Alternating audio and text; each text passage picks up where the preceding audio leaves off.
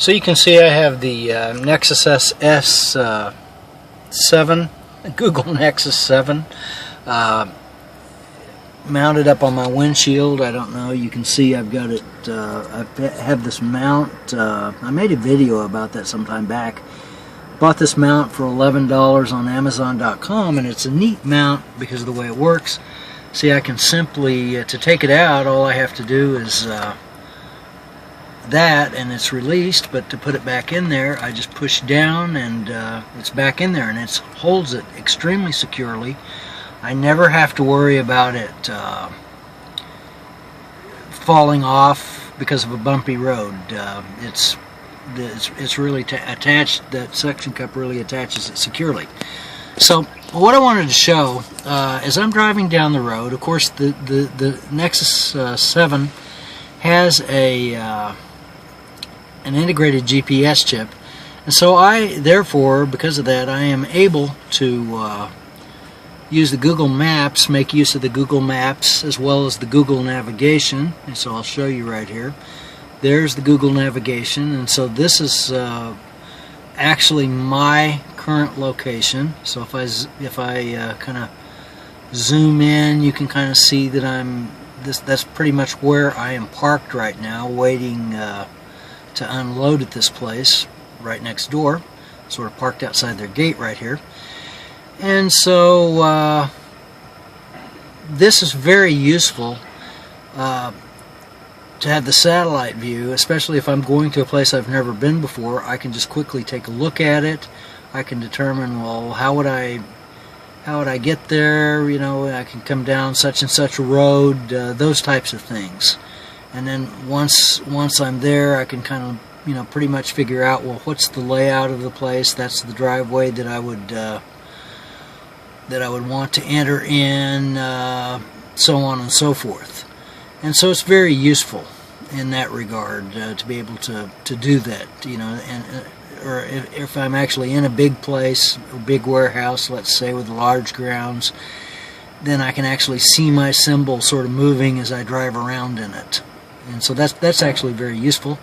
And then plus, it's also got the Google Navigation, and so I can search. Let's say that, let's see, that was actually this location here.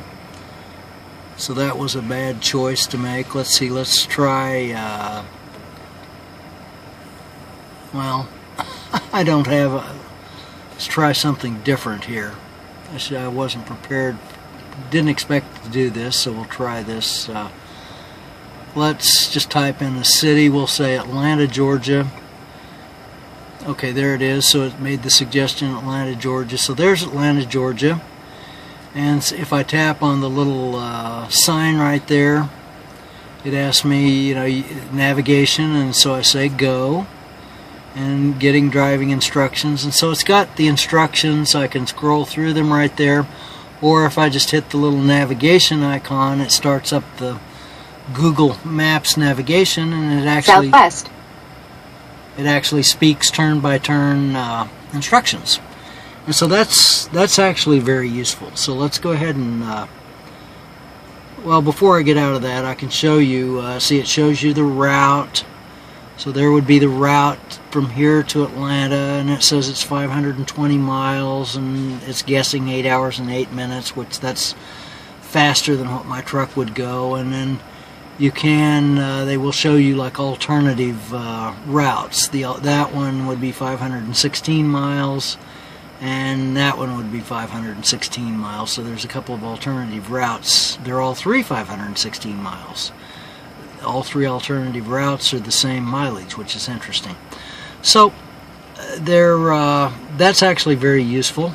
So you can go back to that, and you can turn the satellite view off, and so on and so forth. So if I get out of that, now I've also, if we get out of that, I'll show you that I have some other applications. This one is called All Stays Truck and Travel, and I paid about $10 for it, and it's actually quite useful. It makes use of the GPS chip, and so the dot right there is where I'm at, approximately where I'm at, and so you can see that there's a a pilot truck stop. So this actually shows truck stop. So if I back out, you can see the different types of truck stops. So there's a pilot and a TA, and most of these are just independent type. Some of them are fuel stops, some of them are Love's truck stops, Petro truck stops, or just independent, different types of independent truck stops and fuel stops. So that's actually, and it also shows truck washes. So that's actually very useful, and it was $9.99 for the Android version, and the iPod or the iPad version is actually free of the same app. But it's worth it if, you know, in this case, because I've got it right here. This Nexus 7 is small enough. It's a small enough device that you know, the iPad, I did try putting the iPad up there. I have an iPad mount, a big humongous thing, and the iPad is huge. You know, it's kind of stuck up all the way up there, and it really is just too big. Whereas this S7 is, because it's a widescreen format, it's a 7-inch screen, widescreen. It's still big enough, yet it doesn't take up as much room vertically. So let's see what else I have. I also have the TomTom. I went ahead and bought that. The TomTom software sells for about $35, and then you have the TomTom Traffic. So it is, you know, it says starting TomTom navigation. So you have the, if you pay extra, you get the year. It's a year at a time. You get the HD Traffic, and that's also quite useful to have. So there it starts up, and I may have had a destination in there from before. I guess not. I think I had cleared it out. So it pretty much works like any TomTom. You know, you got drive to, and well, I guess there was a route in there, so we'll cancel the route. There we go. So cancel that. There we are. Route canceled. So you can drive to, and advanced planning, and they've got several different things that you can do with that.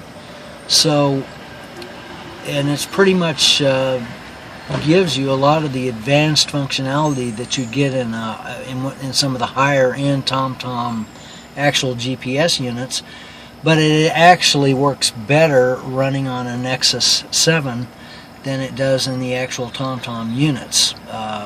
So if you like TomTom, I would suggest getting something like a Nexus 7. Now you do have to have a data connection to take advantage of the HD Traffic, which I've got that kind of taken care of, and that can use lots of data, so beware of that if you're going to use it a lot. So that, you know, if you had a higher end TomTom device, you're actually going to get a better deal because they provide the data connection for you as part of the price. So, and the other thing, see, I also have this Garmin that I've had for a while. It's a trucker GPS. And there is no, what I've found, there is no single GPS software that is perfect. And so this Garmin has its quirks. Sometimes it just has its quirks, so there's a lot of times where I'll use, there's no reason why I can't use the two things in conjunction, you know, at the same time. So I'll have the same destination maybe programmed into this as the TomTom. The TomTom really does a good job with the traffic tie-ups. It does a superb job, way better than the Garmin does. And then I'll also use that, you know, the Garmin in conjunction with the Google traffic, and then I've got like a bird's eye view of the terrain that I'm driving through, and so on and so forth. And and again, that's incredibly useful to have. You know, this Allstays application that I showed you. You know, if I want to, let's say this Love's truck stop right there, wherever that's at, looks like it's north. It would be north and somewhat east of here. So let's say that I wanted to go to that was where I was going to go next. Okay, it says details, show details for Love's travel stop, located 22.6 miles from you. Now that's a straight line, you know, the way the bird flies. So if I say okay, then it gives me all of the details, 80 parking spaces, they have showers and a McDonald's and a Chester's Fried Chicken and so on and so forth. And so what's neat about this is if I tap on directions, then it brings up, it says, do you want to use, you know, that's the TomTom app or the maps. And so if I say maps and just once, now I could set that as the default, then it brings that up instantly, and then all I have to do is tap on the Google navigation icon, and we are instantly Southwest.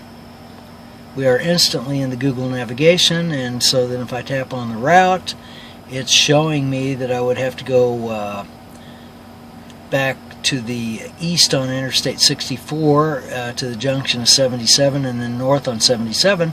And even though it's only 22.6 miles, now I'm in West Virginia right now, there's lots of mountains, so they're saying it's 47 miles because there's no direct route. That's only 22 miles, but going that way there's 47 miles, so you have to take that into account. So that's very useful to have. You know, and keep in mind this Nexus 7 249. Now you do have to have some kind of a data connection. I've got a Verizon MiFi hotspot as my data connection, a 4G LTE hotspot. So you do have to have that, but keep in mind this is 249. I've got the 32 gigabyte version. They do have a, I do think they have a 16 gigabyte version that you can order directly from Google. I got this through my local Office Depot store.